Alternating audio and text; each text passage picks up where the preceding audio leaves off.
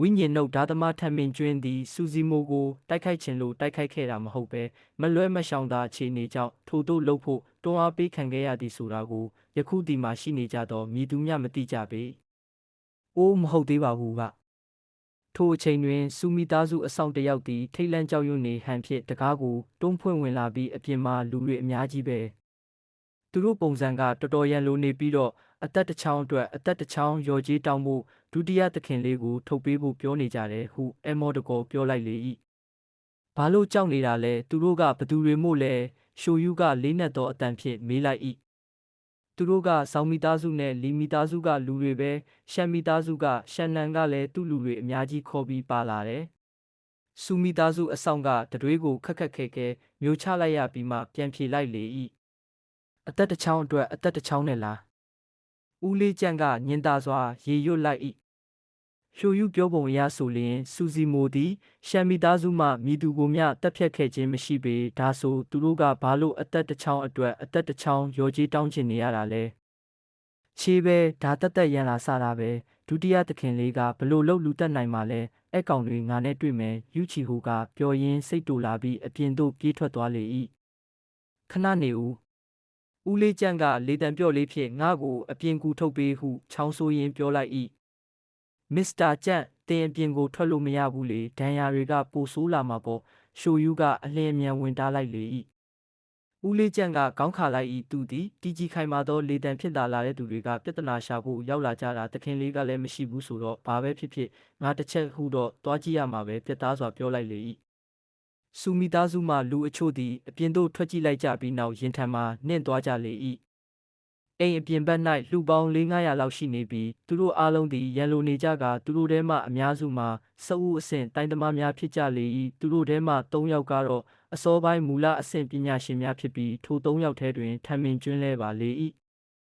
စူမီသားစု၏လူအင်အားနှင့်လုံနိုင်စွမ်းရဆိုလျင်သူတို့သည်ဤစူမီသားစု၏လူအင်အားနှင့်လုံနိုင်စွမ်းရဆိုလျင်သူတို့သည်ဤပြဿနာကိုကောင်းကောင်းကင်တွင်မဖြေရှင်းနိုင်ပါကသူတို့အားလုံးအသက်ခံရတာပင်ဖြစ်နိုင်လေသည်သခင်လေးဆောင်ရဲ့နောက်ကတိုင်းဝတ်စုံဝတ်ထားတဲ့ဗလာတောက်နဲ့ကောင်ကအလဲလက်မူလအဆင့်ပညာရှင်ဖြစ်လိမ့်မယ်အားလုံးပဲတက်နိုင်သမျှတီးခံကြရမယ်ပြဿနာတက်အောင်မလောက်ကြနဲ့ငါတို့သခင်လေးစူဟုံပြန်လာတဲ့အထိစောင့်မရမယ်ဦးလေးကျန့်ကတီတိုပြောလိုက်၏စူမိသားစုမှလူအားလုံးအံ့အားသင့်သွားကြ၏အလဲလက်မူလအဆင့်ပညာရှင်ရှိုယူကခတ်တိုးတိုးပြောလိုက်၏ဒီလူကိုငါရင်ကမမြင်ဘူးပါဘူးဒီငနဲကပင်ရန်မျိုးကမဟုတ်တော့ဘူးအားလုံးပဲတတိထားကြဘယ်မှာလဲစူဇီမိုသူ့ကိုအခုထုတ်ပေးစမ်းရှန်နန်သည်သူ၏ရောင်ကိုင်းနေသောမျက်နှာကိုအုပ်ထားပြီးဒေါသတကြီးအော်ပြောလိုက်၏ရှိုယူသည်ရှေ့သို့လှမ်းထွက်လိုက်၏သူသည်လက်သီးနှင့်လက်ဝါးကိုထိလိုက်ကတီကြည်သောလေတံဖြင့်လူတွေကများလိုက်တာခမားတို့ဘာလို့များဒုတိယသခင်လေးကိုတွေ့ချင်နေရတာလဲမသိဘူးခမားခေါင်းဆောင်လူတွေထဲမှဘရိုကိတ်ဝစ်စုံနှင့်လူငယ်တယောက်သည်ခောက်ရက်တောင်တစ်ချောင်းကိုကင်ထား၍ပြုံးလိုက်ပြီးအသက်တစ်ချောင်းအတွက်အသက်တစ်ချောင်းပဲအဲ့ဒါကပြောင်းလဲလို့မရတဲ့အမှန်တရားပဲဒုတိယသခင်လေးစုကသူတက်ခဲ့တဲ့လူတွေအတွက်သူကိုယ်တိုင်ပေးဆက်ရလိမ့်မယ်ဟုပြောလိုက်လေ၏ထိုလူမှာဇောင်ယူဖြစ်ပြီးတနည်းအားဖြင့်သခင်လေးဆောင်ဖြစ်လေသည်သူသည်ပကတိဆောက်ဦးအဆင့်တိုင်းသမားဖြစ်ပြီးပင်ရန်မြို့၌အတော်တန်နာမည်ကျော်ကြားလေသည်သူ့ဘေးကတယောက်ကတော့လီယွန်မောင်တို့သခင်လေးလီဖြစ်လေသည်သွားသေးလိုက်ပါလားဟဲ့ယူချီဟိုသည်ဇောင်ယူကိုလက်ညှိုးထိုးရင်းအာပေါင်အာရင်တန်ဖြင့်အော်ပြောလိုက်လေ၏အသက်တစ်ချောင်းအတွက်အသက်တစ်ချောင်းပေးရမယ်ပြောကြေးဆိုမင်းကိုမင်းအရင်တက်တည်လိုက်လေအကိုကြီးကွန်ကိုတက်ခဲ့တာမင်းတို့မဟုတ်ဘူးလား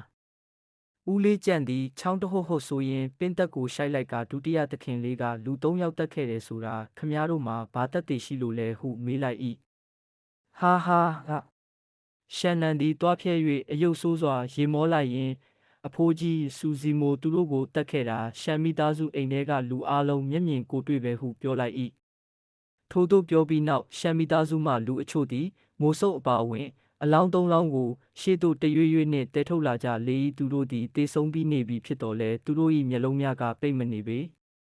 သူတို့၏မျက်လုံးများထဲတွင်အံ့ဩထိတ်လန့်ကြောက်ရွံ့မှုတို့ကိုအထင်သာမြင်နေရ၏ထိုအရာကသူတို့သည်မတေခင်အချိန်ကလေးတွင်အလွန်မင်းထိတ်လန့်တုန်လှုပ်เสียနှင့်ကြုံတွေ့ခဲ့ရကြောင်းသက်သေပင်ရှိုယူနှင့်အခြားသူများသည်အလောင်းများကိုမြင်သောအခါအံ့အားသင့်တုန်လှုပ်သွားကြလေ၏ထိုအရာကရက်ဆက်လွန်းလာသည် သူတို့ထဲမှနှစ်ယောက်၏ရင်အုပ်နေရသည်လက်ကဝတ်လောက်ရှိသောလက်နက်တစ်ခုခုနှင့်ထုတ်ချင်းပေါက်ထိုးသွင်းခံခဲ့ရပုံပေါ်၏အခြားတစ်ယောက်၏ရင်အုပ်ကလည်းယိုယွင်းပျက်စီးနေပြီးအယိုးများကလည်းကျိုးပဲ့ကြေမွနေလေ၏ဦးလေးကျန့်ကသူတို့ကိုတစ်ချက်ဝေ့ကြည့်လိုက်ပြီးတည်ငြိမ်သောပုံစံနှင့်ပင်ကောင်းကိုခါရမ်းလိုက်၏ဝတ်မရှိဘဲနဲ့ဝီလုံးလို့မရဘူးဒုတိယသခင်လေးစုကစာပေသမားတစ်ယောက်ဆိုတာပင်ရန်တစ်မျိုးလုံးကလူအကုန်သိတယ်သူကဒီဆောက်ဦးအဆင့်တိုင်းသမား၃ယောက်ကိုဘယ်လိုလုပ်တတ်နိုင်မှာလဲပေါက်တက်ကရတွေရှောက်ပြောမနေနဲ့တော့ဆောင်းယူကသူ၏စကူရက်တောင်ကိုဖြန့်လိုက်ရင်အဆူမိသားစုကစူစီမိုကိုထုတ်မပေးဘူးဆိုရင်မင်းတို့အားလုံးဒီနေ့အကုန်တည်ရမယ်ဟုအေးဆက်စွာဖြင့်ပြောလိုက်လေ၏သူတို့ကိုတတ်ခဲ့တာငါပဲထိုအချိန်တွင်လူအုပ်ကြီး၏အပြင်ဘက်မှအတန်တန်ကထွက်ပေါ်လာပြီးလူတိုင်းကအတန်ထွက်လာရာသို့လှည့်ကြည့်လိုက်ကြ၏အစိမ်းရောင်ဝတ်စုံနှင့်စာပေသမားတစ်ယောက်သည်ခြေလမ်းကျဲဖြင့်ခေါင်းကော့ရင်မော့ကာလျှောက်လာလေ၏စူစီမိုဖြစ်လေသည်စူစီမိုသည်စူမိသားစုမှလူအားလုံး၏ရှေ့တွင်မတ်တက်ထွက်ရက်လိုက်၏လူရပေါင်းများစွာ၏ရှေ့တွင်မတ်တက်ရက်ရင်ဆိုင်နေရတော့လဲသူ၏မျက်နှာတွင်ကြောက်ရွံ့မှုတစ်စုံတရာရှိမနေပဲအတန်ကျဲဖြင့်အော်ပြောလိုက်၏သူတို့ကိုတတ်ခဲ့တာမှာပဲအဲ့ဒီကိစ္စကငါနဲ့ပဲဆိုင်တယ်ငါကိုယ်တိုင်ဖြေရှင်းမယ်ဒုတိယသခင်လေးစိတ်လိုက်မှန်ပါမလုပ်ပါနဲ့ယူချီဟိုကဝင်တားလိုက်၏ရှိုယူကခတ်တိုးတိုးကပ်ပြောလိုက်၏ဟာဒုတိယသခင်လေးသူတို့ကမကောင်းတဲ့ရည်ရွယ်ချက်နဲ့လာကြတာသူတို့မှာအခြားအကြံစီရှိတယ်အခုပြောနေတာကတင်းထွက်လာဖို့အတွက်အကြောင်းပြချက်တစ်ခုသာပဲသူတို့လက်ကွက်ထဲမဝင်မိစေနဲ့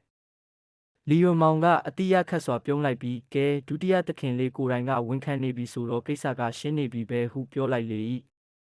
ဒုတိယသခင်လေးကိုကာကွယ်ကြဦးလေးကျန့်၏လေတံကခိုင်မာပြတ်သားလေသည်အစွမ်းကုန်ကာကွယ်ကြကလန်စုမိသားစုမှလူတိုင်းသည်သူတို့၏လက်နက်များကိုဆွဲထုတ်လိုက်ကြ၏လျိုယူနှင့်အခြားသူများသည်စူစီမိုနှင့်ဦးလေးကျန့်ကိုဝန်းရံလိုက်ကြကတစ်ဖက်လူအုပ်ကြီး၏ရန်မှကာကွယ်ပိတ်ဆို့ထားလိုက်ကြ၏နှစ်ဖက်စလုံးသည်အချိန်မရွေးထတတ်တော်မီအနေထားသို့ရောက်ရှိသွားကြလေ၏ဆောင်းယူကသူ၏ခောက်ရက်တောင်ကိုတိမ့်လိုက်ကအေးဆက်စွာပြောလိုက်၏စူစီမိုကိုဖမ်းကြရှေ့မှလာပိတ်ရက်တဲ့သူအကုန်သက်ကွာစူစီမိုသည်လက်သီးကိုစုပ်ကာကောင်းကင်ထဲသွားခြေလမ်းကိုပုံဖော်ရန်အစဉ်သင့်ပြင်လိုက်၏သူသည်လူအုပ်ကြီးထဲသို့ပြေးဝင်ချကာမူလအဆင့်ပညာရှင်များနှင့်တိုက်ခိုက်ခြင်းနေ၏ပြောရမယ်ဆိုလျှင်သူသည်စာအုပ်မူလအဆင့်ပညာရှင်များနှင့်ရင်ဆိုင်ရမည်ဆိုပါကအကျိတ်အနယ်တိုက်ခိုက်ရပေလိမ့်မည်ဒီမှာကအလယ်လက်မူလအဆင့်ပညာရှင်များပင်ပါလာလေ၏သို့သောယခုအခြေအနေအရအခြားရွေးချယ်စရာကလည်းမရှိပေရုတ်တရက်အဝေးမှဒုံးဆိုင်လာသောမြင်းခွာတံထွက်ပေါ်လာ၏ချက်ချင်းဆိုသလိုပင်ထိုအတန်ကသူတို့နှင့်နီးကပ်လာလေ၏ငါညီလေးကိုထိရဲတဲ့ကောင်မှန်သမျှတေပြီးသားမှတ်စူဟုံကလှမ်းអော်လိုက်လေ၏တက်ဖြတ်လိုစိတ်အပြည့်နှင့်မြင်းစည်းလာသောလူတစ်ယောက်သူတို့စီသို့ဒုံးဆိုင်ဝင်လာသောအခါလူအုပ်ကြီးကချဲသွားကြလေ၏သူသည်မြင်းဆက်ကြိုးကိုတင်းကင်ကစူမိသားစုအိမ်တော်သို့ဝင်ရောက်လာလေ၏ထိုလူသည်ခက်မြင့်မြင်းတကောင်ကိုစီးလာကသူ၏လက်ထဲတွင်တံမဏိလန်ရှိတစ်ချောင်းကိုကင်ဆွဲထားလေသည်ထိုလူတွင်အားကောင်းပြင်းထန်သောအသက်ဖြတ်အော်ရာကထွက်ပေါ်နေ၏သူ၏အကြည့်သည်ဆူရှပြင်းထန်နေပြီးဘသူမှသူနှင့်မျက်လုံးချင်းစုံမကြည့်ရဲကြပေ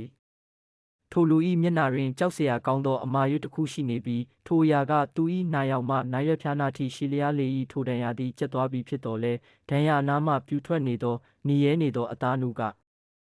ကြောက်စရာအမာရွတ်ကိုဖြစ်ပေါ်နေစေ၏ထိုကြောက်စရာအမာရွတ်ကထိုလူကိုပိုပြီးရက်ဆက်တက်ပုံပေါ်သည်ဟုထင်ရလေ၏စူဟုံသခင်လေးစုသူကိုမြင်သောအခါစူမိသားစုမှလူအားလုံးဝမ်းသာသွားကြလေ၏သူတို့မျက်နှာမှအပျော်ကိုဖုံးကွယ်မထားနိုင်ကြပေ